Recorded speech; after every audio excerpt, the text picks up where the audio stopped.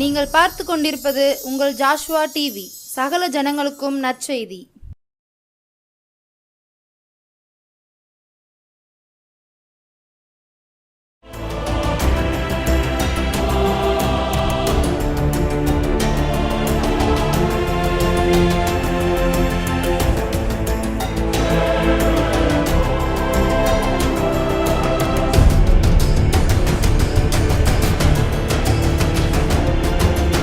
கர்த்தர் இயேசு கிறிஸ்துவின் நாமத்தினால மறுபடியுமாக ஜாஸ்வா டிவி மூலமாய் உங்கள் இல்லங்களிலே உங்களை தேடி வருவதில் நான் மிக்க சந்தோஷமாக இருக்கிறேன். அமேன். ஹல்லேலூயா. எத்தனை பேர் சந்தோஷமாக இருக்கிறீங்கன்னு உங்களுக்கு தான் தெரியும். அமேன். எல்லாருமே சந்தோஷமாக இருப்பது தான் தேவனுடைய சித்தம். ஏனென்று சொன்னால் மனிதன் துக்கத்தோடு கூட அங்கலாய்ப்போடு கூட கண்ணீரோடு கூட வாழ்வது தேவனுக்கு பிரியமான ஒரு காரியம் அல்ல. எல்லாருமே சந்தோஷமாக இருக்க வேண்டும், சமாதானத்தோடு கூட இருக்க வேண்டும் என்பதற்காக தான் தேவன் இந்த உலகத்திற்கு தன்னையே பலியாக தந்து இந்த உலகத்திலிருந்து அவர் பரலோகத்திற்கு சென்றார். ஆமென். ஹல்லேலூயா. ஆனால் நாம தான் என்ன செய்கிறோம்? பலவிதமான துக்கங்கள், பலவிதமான இடுக்கண்கள், பலவிதமான சோதனைகள் மத்தியில் துவண்டு போகிறோம், சோர்ந்து போகிறோம். ஆனால் ஏற்ற காலம் ஒன்று உண்டு, நம்மை தேவன் உயர்த்துவார். ஆனால் அதுவரை நாம் அடங்கி இருக்க வேண்டியது தேவ சித்தமாக இருக்கிறது. எடுத்து வாசிப்போம். 1 பேதுரு 5ஆம் அதிகாரம் 6ஆம் வசனம். ஏற்ற காலத்திலே தேவன் உங்களை உயர்த்தும்படிக்கு அவருடைய பலத்த கைக்குள் அடங்கியிருங்கள். ஆமென். ஹல்லேலூயா. ஏற்ற காலத்திலே தேவன் நம்மை உயர்த்தும்படிக்கு அவருடைய பலத்த கரத்துக்குள் என்ன செய்யணுமா? அடங்கி இருக்கணுமா. இன்றைக்கி அதுதான் கஷ்டம், அதுதான் கஷ்டம். ஏன்னா ஏற்ற காலம் எப்போது? நம்ம சிலருக்கு ஆறுதல் சொல்லும்போது பொறுமையாக இருங்க, சீக்கிரத்தில் உங்களுக்கு ஆண்டவர் அற்புதம் செய்வார்னு சொன்னால், என்னைக்குக்கா? என்னைக்கு? எல்லாம் முடிஞ்ச பிறவா? எனக்கு வயசான பிறவா? இல்லை எல்லாமே வாழ வேண்டிய வயசில் வாழாமல் வாழ்க்கையெல்லாம் முடிந்த பிறகு வாழ்வது வாழ்க்கையா? ஏற்ற காலம் அதுதானா அப்படின்னு சொல்லி நம்மை பார்த்து திரும்ப கேள்வி கேட்பார்கள். ஆனால் ஏற்ற காலத்தில் நம்மை உயர்த்துகிற தேவன் நிச்சயமாய் உயர்த்துவார் என்பதை விசுவாசிப்பதற்கு மிகவும் கடினமான காரியம்தான். ஆண்டவர் இந்த பூமியை படைக்கும் பொழுதுக்கு ஒவ்வொன்றுக்கும் ஒரு காலம், ஏற்ற காலத்தை வைத்திருந்தார். மழை பெய்வதற்கு ஏற்ற காலம், வெயில் அடிப்பதற்கு ஒரு ஏற்ற காலம், காற்று வீசுவதற்கு ஒரு ஏற்ற காலம், பனி பெய்வதற்கு ஒரு ஏற்ற காலம். ஏன்னா இது எல்லாமே ஒரே காலத்தில் இருந்ததுன்னு வச்சுக்கோங்களேன், எப்படி இருக்கும் பூமி? வெயிலும் அடிக்கு, மழையும் பெய்யுது, காற்றும் அடிக்கு, பனியும் பெய்யுதுன்னா அந்த பூமியில் எந்த விளைச்சலையும் நம்ம என்ன செய்ய முடியாது? பார்க்க முடியாது. வெயில் காலத்தில் எந்த பயிர் விளைவிக்க முடியும், எந்த பூக்கள் பூக்கும் என்பது கர்த்தருக்கு தெரியும். அதற்கேற்றாற்போல் அந்த சீதோஷண நிலைமைக்கு ஏற்றாற்போல் ஏற்ற காலத்தில் பூக்கிற பூக்கள் உண்டு. ஆமென். ஹல்லேலூயா. மழைக்காலத்தில் எந்த பயிர் வகைகள் முளைக்கும் என்பது கர்த்தருக்கு தெரியும். அந்த மழைக்காலத்தில் பயிர்விக்க வேண்டிய அந்த ஏற்ற காலம் அந்த பயிருக்கு அது. பனிக்காலத்தில் எதை செய்ய வேண்டும் என்பது கர்த்தருக்கு தெரியும். அதுதான் ஏற்ற காலம். காற்றடிப்பும் பொழுது என்ன செய்ய வேண்டும்? ஏற்ற காலம். எல்லாத்துக்குமே இந்த பூமியில் ஏற்ற காலம் வைத்திருக்கிறார் தேவன். நம்முடைய வாழ்க்கையிலும் நாம் உயர்வதற்கு ஒரு ஏற்ற காலம் வைத்திருக்கிறார். ஐயா ஏற்ற காலம் என்று சொல்கிறீங்க, ஆனால் நான் என்ன செய்கிறேன்? எப்போவுமே கஷ்டப்பட்டுட்டு தான் இருக்கேன். நான் பிறந்ததுலேருந்து நான் பார்க்குறேன், என்னைக்கு எடுத்தாலும் எனக்கு கஷ்டம்தான், எதை எடுத்தாலும் கஷ்டம்தான். ஆமென். ஹல்லேலூயா. எனக்கு ஒரு ஏற்ற காலம் வருமா? வரும், நிச்சயமாய் வரும். யோசேப்புக்கு ஆண்டவர் ஒரு ஏற்ற காலம் வைத்திருந்தார். தரிசனம் கொடுத்தார், சொப்பனம் கொடுத்தார், உன்னை உயர்த்துவேன் என்று சொன்னார். ஆனால் ஒரு ஏற்ற காலம் இருந்தது. அதற்கு முன்பாக அவன் அடங்கி இருக்க வேண்டிய காரியங்கள் எத்தனை பாருங்க. அவனுடைய வாழ்க்கையில் அவன் அடங்கி கொண்டே தான் இருந்தான். குழியில் தூக்கி போடப்பட்டான். தன் சகோதரர்கள் அந்த நேரத்தில் கூட அவனால் ஒன்றும் பேச முடியல.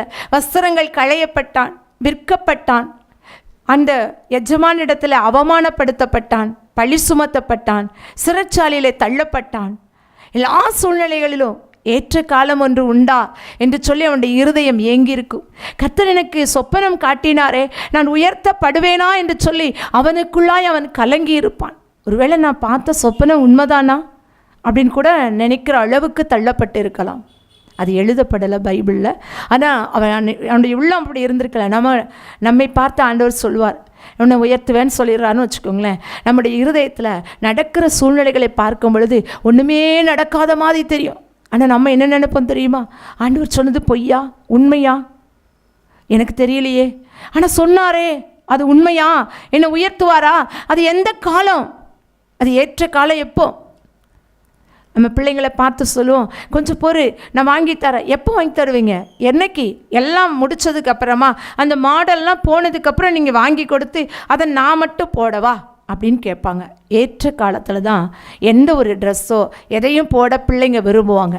அந்த ஏற்ற காலம் எது அப்படின்னு நம்ம அறிந்து கொள்ள வேண்டும். தேவ சமூகத்தில், ஆண்டவரே நீர் என்னை ஆசீர்வதிக்கத்தக்கதான ஏற்ற காலம் எது? அந்த காலத்தில் என்னை ஆசீர்வதிக்க வல்லவர். அந்த ஏற்ற காலத்தில் என்னை உயர்த்தும்படிக்கு உம்முடைய பலத்த கரத்துக்குள் நான் அடங்கி இருக்கணும். அந்த பலத்த கரம், அவருடைய கரம் நன்மை செய்கிற கரம், ஒருபோதும் யாரையும் என்ன செய்யாது, அது தள்ளவே தள்ளாது. அந்த நன்மை செய்கிற கரத்தில் அடங்கி இருக்கணுமா? எப்படி அடங்கி இருக்கணும்? அவர் சொல்வதை கேட்டு, அவருடைய வார்த்தையை கேட்டு, அவர் என்ன சொல்கிறாரோ அதன்படி செய்ய நம்மை ஒப்பு கொடுக்க வேண்டும். தேவ ஜனங்களை பார்த்து ஆண்டவர் சொன்னால், நீங்கள் சும்மா இருங்க, நான் யுத்தம் பண்ணுவேன். அடங்கி இருந்தாங்க. ஆண்டவர் யுத்தம் பண்ணினார். செங்கடல் வந்தது, செங்கடல் வந்தது. அவர்கள் வெட்டாந்தரையில் நடந்து போவது போல நடந்து போனார்களே தவிர பார்வோனோடு அவர்கள் யுத்தம் பண்ணவில்லை. கர்த்தர் யுத்தம் பண்ணினார், சொன்னபடி செய்தார். ஏற்ற காலத்திலே அவர்களை உயர்த்துவதற்காக, அவர்களை கொண்டு அவருடைய நாமம் மகிமைப்படுவதற்காக அந்த செங்கடலை பிளந்து பார்வோனை அந்த ஆழியில் அமிழ்த்தப்பட்ட தேவன் நம்முடைய தேவன். அந்த ஏற்ற காலம், அந்த ஏற்ற காலம் வரும் வரை தேவ சமூகத்தில் காத்திருக்க வேண்டியது நம்முடைய கடமையாக இருக்கிறது. நெடுங்காலமாய் நான் காத்திருக்கிறேன். எவ்வளோ நாள் காத்திருக்கிறேன்னு தெரியுமா உங்களுக்கு? அதெல்லாம் தெரியாது. நான் காத்திருந்தே எனக்கு அப்படியே சோர்ந்து போயிட்டேன். இனி என்னால் காத்திருக்கிற சூழ்நிலை இல்லை. ஏற்ற காலம் எப்போ வந்தாலும் சரி, வராட்டாலும் சரி, என்னால் முடியாதுப்பா காத்திருக்க அப்படின்னு சொல்கிறீங்களா? கர்த்தர் உங்களுடைய வாழ்க்கையில் ஒரு ஜீவ விருட்சத்தை கொடுக்கத்தான் நெடுங்காலமாக உங்களை காத்திருக்க வைத்தார், அடங்கி இருக்க வைத்தார். அவருடைய பலத்த கரத்துக்குள் அடங்கி இருக்க வேண்டும். வேதத்தில் கூட ஒரு சகோதரியை நாம் பார்க்கிறோம். ஆகார், எடுத்து வாசிப்போம். ஆகார், அந்த ஆதியாகமம் 16ஆம் அதிகாரம் வசனம் சொல்லி வாசிங்க. 16ஆம் அதிகாரம் 4ஆம் வசனம். அவன் ஆகாரோடு சேர்ந்தபோது அவள் கர்ப்பம் தரித்தாள். அவள் தான் கர்ப்பவதியானதை கண்டபோது தன் நாச்சியரை அற்பமாக எண்ணினாள். ஆமென், ஹல்லேலூயா. இங்கே நம்ம பார்க்கிறோம், சாராய், ஆபிராம் இவங்க 2 பேருக்கும் குழந்தை இல்லை. ஆனால் கர்த்தர் சொன்னார், உங்களுக்கு ஒரு குழந்தையை கொடுப்பேன், ஒரு குமாரனை நீ பெறுவாய் என்று சொல்லி. காத்திருக்க அவங்க விரும்பலை, அடங்கி இருக்க அவங்க விரும்பலை. அதனால என்ன செஞ்சாங்கன்னா, அதுக்கு முன்னாடியே ஒரு குழந்தைய பார்க்கணும் அப்படின்னு நினச்சதுனால தன்னுடைய அடிமை பெண்ணாகிய ஒரு எகிப்திய பெண்ணாகிய ஆகாரை ஆபிராமுக்கு கொடுக்கிறாள் சாராய். இந்த சாராய் ஆபிராமைக்கு அந்த ஆகாரை கொடுத்த போது அவள் என்ன செய்கிறாள்? கர்ப்பம் தரித்து ஒரு குமாரனை கர்ப்பம் தரிக்கிறாள். இந்த கர்ப்பம் தரித்ததன் நிமித்தம் தன்னுடைய எஜமாட்டியை அற்பமாக எண்ணுகிறாள். பாத்தியா, நான் உடனே கர்ப்பமாயிட்டேன், உனக்கு அந்த தகுதியே இல்லை, நீயெல்லாம் ஒரு தகுதி இல்லாத மனுஷி என்று சொல்லி அற்பமாக எண்ணுகிறார். ஒருவேளை இன்றைக்கி நீங்கள் கூட உங்கள் வாழ்க்கையில் யாருக்காவது ஏதாவது நன்மை செய்திருக்கலாம். நன்மை செய்ததுக்கு அப்புறம் அந்த நன்மையை பெற்றுக்கொண்டு அவங்க உங்களை பார்க்கும் பொழுது அற்பமாக பார்க்கலாம். உங்களுக்கு என்ன தகுதி இருக்குது? நாங்கள் எவ்வளோ பெரிய ஆட்கள் தெரியுமா? நாம் போட்ட ஒரு காரியமாக இருக்கலாம், நாம் கொடுத்த பணத்தை வைத்து முன்னேறியிருப்பார்கள், இல்லை நம்ம ஜெபித்த ஜெபத்தை வைத்து முன்னேறியிருப்பார்கள், நம்ம சொன்ன வார்த்தையை வைத்து முன்னேறியிருப்பார்கள். வாழ்க்கையில் பிழைத்துக்கொள் என்று சொல்லி செய்த காரியத்தின் நிமித்தம் பிழைத்து இன்றைக்கு தழைத்திருப்பார்கள். ஆனால் அவங்க நம்மளை பார்த்து ஏளனமாய் அற்பமாய் எண்ணும் பொழுது அந்த இருதயம் எவ்வளவாய் வேதனைப்படும். 5ஆம் வசனத்தை வாசிப்போம். அப்பொழுது சாராய் ஆபிரகாமை நோக்கி எனக்கு நேரிட்ட அநியாயம் உமது மேலும் சுமரும். என் அடிமை பெண்ணை உம்முடைய மறியிலே கொடுத்தேன். அவள் தான் கற்போதியானதைக் கண்டு என்னை அற்பமாக எண்ணுகிறாள். கர்த்தர் எனக்கும் உமக்கும் நடு நின்று நியாயம் தீர்ப்பாராக என்றாள். ஆமென், ஹல்லேலூயா. இப்போ இந்த சாராய் தான் ஆபிரகாமுக்கு என்ன செய்தா? இந்த ஆகாரை கொடுத்தாள். ஆனால் இப்போ சொல்கிறா, இந்த எனக்கு நேரிட்ட இந்த அநியாயம் உங்கள் மேலே என்ன செய்யும்? சுமரும். இந்த தண்டனை உமக்கு உண்டு. உம்மால தான் அவள் இவ்வளோ தைரியமாக இருக்கிறா. இன்றைக்கி அப்படி நம்ம பழி சுமத்தப்படுறோமா? அவங்க எனக்கு இந்த காரியத்தை செய்த நிமித்தம் நான் இன்னைக்கு இந்த பாடுபடுறேன்னு சொல்கிறீங்களா? சாராய் தான் ஆகாரை ஆபிரகாமுக்கு கொடுத்தாள். ஆனால் இப்போ என்ன சொல்கிறா? உம்மால தான் எனக்கு இந்த நியாயம் இல்லாமல் போயிடுச்சு, அநியாயம் வந்துருச்சு, உங்கள் மேலே தான் இந்த பழி என்ன செய்யும், சுமரும். நான் உங்ககிட்ட கொடுத்த இந்த பெண் கர்ப்பவதியானது உடனே என்ன செய்கிறா, அற்பமாக என்றா. இவ எதுக்குள் லாயக்கில்லாதவள். இன்றைக்கி நிறைய பேர் அப்படி தான் நம்மை வைத்து முன்னேறி இருப்பார்கள். ஆனால் நம்ம பார்க்கும்போது எப்படி பார்ப்பாங்க, அற்பமாக. நீங்களாம் இந்த அளவுக்கு முன்னேற முடியுமா, இந்த அளவுக்கு வர முடியுமா அப்படின்னு சொல்லி நம்ம அற்பமாய் பார்க்கும் பொழுது நம்முடைய இருதயம் வெகு பாடுபடும். அதே போல தான் இங்கே சாராயை ஆகார் அற்பமாக எண்ணினார். அப்போ உடனே சொல்கிறா, தேவன் தான் நடுவில் நின்று நியாயம் விசாரிக்கணும், வேற யாரும் விசாரிக்க முடியாது. நான் நன்மை செய்யப்போ எனக்கு என்ன செஞ்சிருச்சு, தீமை வந்துருச்சு. என்ன அவள் அற்பமாக என்றா, எவ்வளோ ஏளனமாக பார்க்குறா. நான் கர்ப்பவதி ஆகிட்டா, உன்னால் ஒன்றும் செய்ய முடியலேன்னு சொல்லி அவன் என்னை எவ்வளோ கேவலமாக நினைக்கிறா அப்படின்னு சொல்கிறா. 6வது வசனம் வாசிப்போம். அதற்கு ஆபிரகாம் சாராயை நோக்கி, இதோ உன் அடிமைப்பெண் உன் கைக்குள் இருக்கிறாள், உன் பார்வைக்கு நலமானபடி அவளுக்கு செய் என்றான். அப்பொழுது சாராய் அவளை கடினமாய் நடத்தினபடியால் அவளை விட்டு ஓடிப்போனாள். ஆமென், ஹல்லேலூயா. இங்கே ஆபிரகாம் சொல்கிறான், என்ன சொல்கிறான்னா, இன்னும் உன் அடிமை பெண்பா, அவள் உன் கையில் தான் இருக்கிறா, நீ என்ன வேணாலும் செஞ்சுக்கோ, உன் பார்வைக்கு என்ன நல்லதுன்னு தோணுதோ அதை செய்யின்னு சொல்கிறான். உரிமை கொடுத்ததுனால என்ன பண்ணுறாங்கன்னா அவளை கடினமாய் நடத்துகிறான். ஒருவேளை நான் சும்மா தான் அவங்கள அற்பமாக நினைப்பது போல் நினச்சேன், என் இருதயத்தில் கூட நான் அப்படி நினைக்கல. ஆனால் இன்றைக்கி என்னை கடினமாக நடத்துகிறாங்க என் எஜமானன். நான் நல்லா வேலை செய்கிறேன், ஆனால் என்னை என்ன செய்கிறாங்க, கடினமாக என்னை உழைக்க வைக்கிறாங்க, என் மேலே வேலை சுமையை அதிகமாக்குறாங்க, என்னால் இதை தாண்டி சொல்ல முடியல. நான் என்ன செய்வேன், என் குடும்பத்தில் நான் உழைத்து ஒன்றுமில்லாமல் நான் போனேன். ஆனால் என்ன கடினமாக பேசுகிறாங்க, கடினமாக நடத்துகிறாங்க, நான் இதுக்கு மேலே என்ன செய்கிறதுன்னு எனக்கு தெரியலை அப்படின்னு சொல்கிறீங்களா? ஆகார் ஓடி போனாள். ஆனால் நீங்கள் தேவ சமூகத்துக்கு ஓடி வாருங்கள், தேவன் உங்களை பலப்படுத்துவார்.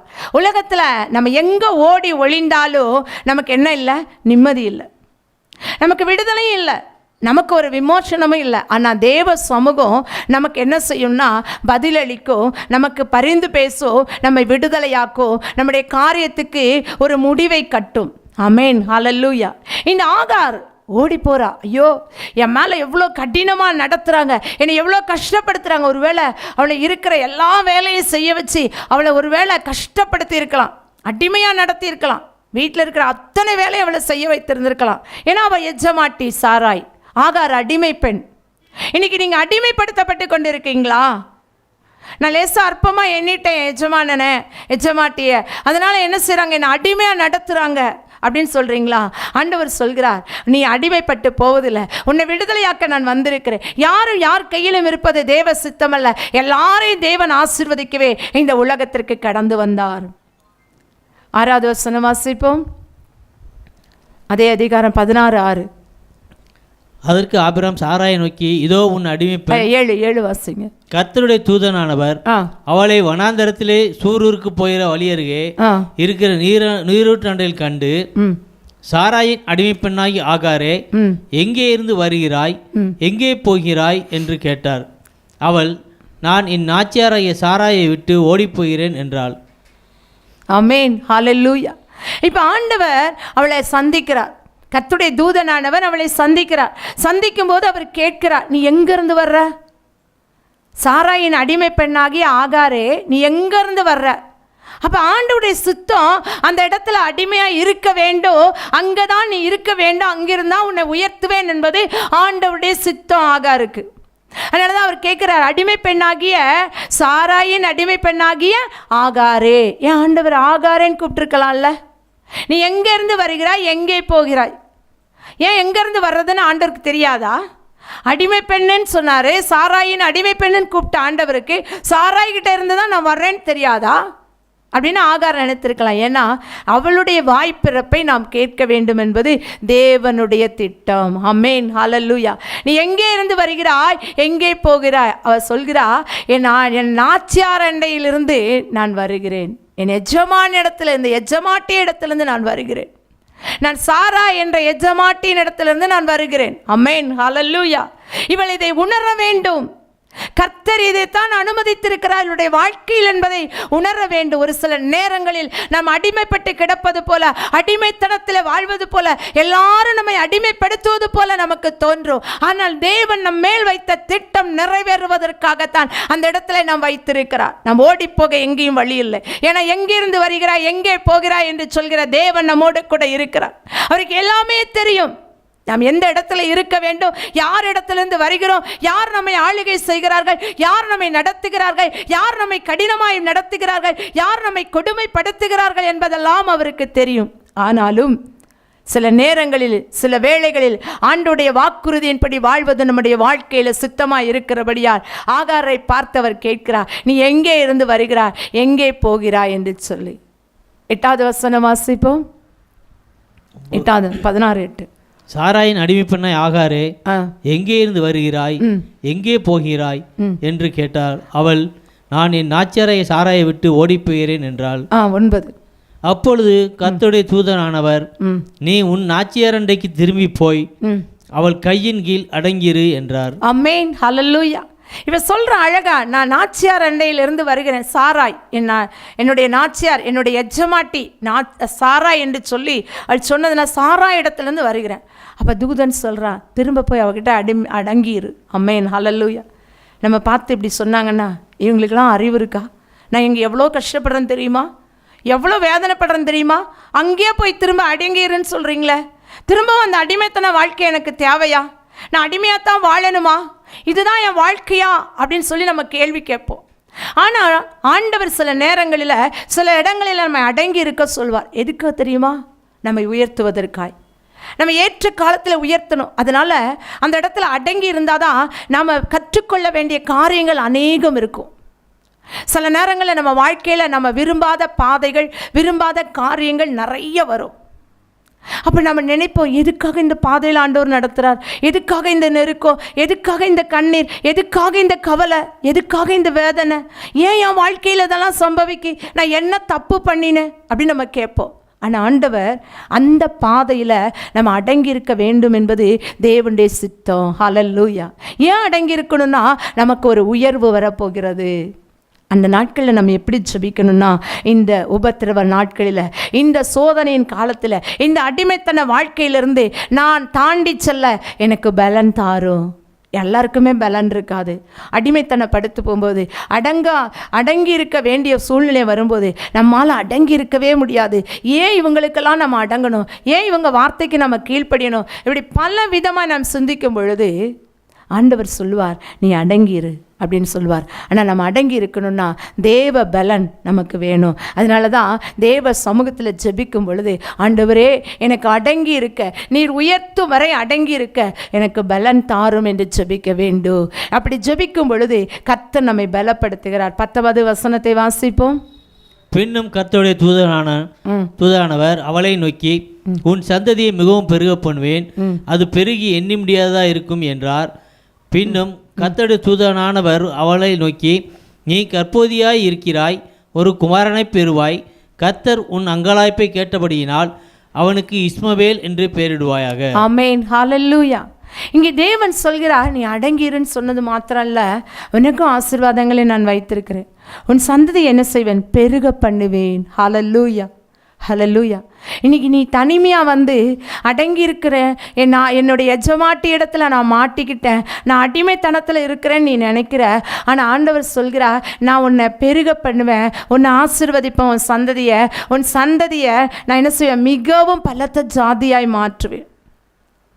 நீ இந்த இடத்துல வந்து நீ கர்ப்பவதியாக இருக்கிறா, அதனால் நான் என்ன செஞ்சேன், உங்கள் அங்கலாய்ப்பை கேட்டேன். ஐயோ, அடிமைப்பட்டு என் வாழ்க்கையில் நான் கஷ்டப்பட்டு என்னைக்குமே நான் அடிமைத்தனத்தில் தான் இருக்கிறேன். 10 ரூபாய்க்கு நான் யார்கிட்டையாவது நிற்கிற ஒரு சூழ்நிலை அப்படின்னு சொல்கிறீங்களா? ஒருவேளை சாப்பாட்டுக்காக நான் யார்கிட்டையாவது நிற்கிறேன், அடிமைப்பட்டு இருக்கிறேன் அப்படின்னு சொல்கிறீங்களா? ஆண்டவர் உங்களை பார்த்து தான் சொல்கிறார், நீங்கள் அடங்கி இருந்த காலம் கொஞ்சம், ஏற்ற காலத்தில் உங்களை உயர்த்துவேன், உங்கள் அங்கலாய்ப்பை நான் கேட்டேன் என்று கர்த்தர் சொல்கிறார். ஹல்லேலூயா. அடங்கி இருக்கும் பொழுது கர்த்தர் நம்முடைய அங்கலாய்ப்பை கேட்கிற தேவனாய் இருக்கிறார். அவள் அழுதிருப்பாள் அல்லவா, அந்த வனாந்தரத்தில், எனக்கு ஏன் இந்த வேதனை, எனக்கு ஏன் இந்த சோதனை, நான் ஏன் இப்படி மாட்டிக்கிட்டேன் அப்படின்னு நினச்சிருப்பா. நான் மட்டும்னா இப்போ ஓடி போயிருப்பேன், எவ்வளவோ தூரம் ஓடி இருப்பேன். இன்றைக்கி எனக்கு வயிற்றில் ஒரு குழந்தையும் இருக்கிறது, நான் எங்கே ஓடுவேன், எவ்வளோ தூரம் என்னால் ஓட முடியும்னு கதறி இருப்பாள்ல. இன்றைக்கி அப்படி தான் நீங்கள் கதறீங்களா? என்னால் ஒன்றும் செய்ய முடியல, நான் அடிமையாக வாழ்ந்துகிட்டே இருக்கிறேன், என் அடிமைத்தனத்துக்கு ஒரு முடிவு வராதா? நான் அடிமைப்பட்டு இந்த நாள் வரை அங்கலாய்த்து கொண்டிருக்கிறேனே, எங்கலாய்ப்பை யாரும் கேட்க மாட்டாங்களா அப்படின்னு சொல்கிறீங்களா? கர்த்தர் உங்கள் அங்கலாய்ப்பை கேட்கிறார், உங்கள் கூக்குரலை அவர் கேட்கிறார். ஏற்ற காலத்தில் உங்களுக்கு உயர்த்தும்படிக்கு அவருடைய பலத்த கரத்தில் அடங்கி இருக்கும் பொழுது உங்களையும் ஆசீர்வதித்து உங்கள் சந்ததியும் பெருக பண்ணுகிற ஆசீர்வதிக்கிறவர் தேவனாய் அவர் கடந்து வருவார். அடங்கி இருக்கிறேன், அதனால் எனக்கு என்ன பிரயோஜனம் என்று நீங்கள் சொல்லி அழ வேண்டாம். கர்த்தர் உங்களை உயர்த்துவதற்காக தான், உங்களை மாத்திரமல்ல உங்கள் மூலம் உங்கள் சந்ததியும் ஆசீர்வதிப்பதற்காகவே இந்த பாதையில் நடத்துகிறார். ஆகையால் ஏற்ற காலத்திலே உங்களை உயர்த்தும்படிக்கு அவருடைய பலத்த கரத்துக்குள் அடங்கியிருப்பது தேவ சித்தம். அப்படி அடங்கியிருக்கிற ஒருவரையும் அவர் கீழே தள்ள மாட்டார். உயர்த்தி மகிழ்கிற ஒரு நல்ல தேவனை நாம் ஆராதிக்கிறோம். நம்ம எல்லோரும் நம்மை உயர்த்தும்படியாய் கண்களை மூடி ஜெபிப்போமா? ஹல்லேலூயா. உம்மை நன்றியோடு ஸ்தோத்திரிக்கிறோமாப்பா. இந்த வேளையிலோ, இந்த ராத்திரி வேளையிலோ யாரெல்லாம் கண்ணீர் சிந்தி, ஆண்டவரே எங்களுக்கு வேற வழியே இல்லப்பா, நாங்கள் அடிமைத்தனத்தில் இருக்கிறோம், எத்தனையோ வருஷங்களாய் எங்கள் சம்பளம் உயர்த்தப்படாதபடி, எங்கள் வருமானம் உயர்த்தப்படாதபடி, எங்கள் வாழ்க்கை சூழ்நிலை உயர்த்தப்படாதபடி அடிமைத்தனத்தில் நாங்கள் வாழ்ந்து கொண்டிருக்கிறோமே, எங்களுக்கு ஒரு உயர்வு வராதா? எத்தனை நாட்கள் நாங்கள் உம்முடைய கரத்தில் அடங்கி இருக்கணும்ப்பா, எங்களுக்கு இது தெரியலையே. ஏற்ற காலம் எப்பொழுது என்று சொல்லி கலங்குகிற ஒவ்வொரு பிள்ளைகளுக்காக நாங்கள் ஜெபிக்கிறோம் ஆண்டவரே. இதோ உம்முடைய பிள்ளைகளை உயர்த்துகிற காலமா இது இருப்பதாக என்று நாங்கள் ஜெபிக்கிறோம் ஆண்டவரே. உம்முடைய சமூகத்தில் ஆண்டவரே கண்ணீர் விட்டு அங்கலாய்க்கிற ஏசப்பா, எங்கே ஓடுவோம் என்று சொல்லி ஓடி அலைந்து திரிகிற உம்முடைய பிள்ளைகளை ஒன்று கூட்டி ஆண்டவரே அவர்களை உயர்த்தி ஆசீர்வதிக்க ஒப்பு கொடுக்கிறோம் ஆண்டவரே. பலத்த கரத்துக்குள் அடங்கியிருந்து ஜெபிக்கிற ஏற்ற காலம் இதுதான் என்று சொல்லி காத்திருக்கிற ஒவ்வொரு பிள்ளைகளையும் நீர் ஆசீர்வதிப்பீராக. வேலை இல்லாதபடி ஆண்டவரே அழுது புலம்புகிற பிள்ளைகளுக்கு நல்ல வேலை வாய்ப்பை ஏற்படுத்தி கொடுங்கப்பா. திருமணத்துக்காய் காத்திருக்கிற பிள்ளைகளுக்கு இது காலம் என்று சொல்லி திருமணத்தை ஒழுங்குபடுத்தி கொடுங்கப்பா. வீடு இல்லாத பிள்ளைகளுக்கு வீடு வாசல்களை ஏற்படுத்தி கொடுங்கப்பா. ஏற்ற காலத்தில் உம்முடைய பிள்ளைகளை உயர்த்துவீராக, உம்முடைய பிள்ளைகளின் பிள்ளைகளை உயர்த்துவீராக, உம்முடைய நாமத்தை மகிமைப்படுத்துவீராக. இந்த இரவில் இந்த செய்தியை கேட்ட ஒவ்வொருவரையும் ஆசீர்வதியும், உம்முடைய நாமத்தை மகிமைப்படுத்தும். மீட்பர் இயேசுவின் நாமத்தின் நல்ல பிதாவே, ஆமேன் ஆமேன். இந்த செய்தியை கேட்ட உங்கள் யாவரையும் கர்த்தர் தாமே ஆசீர்வதிப்பாராக. ஆமேன் ஆமேன்.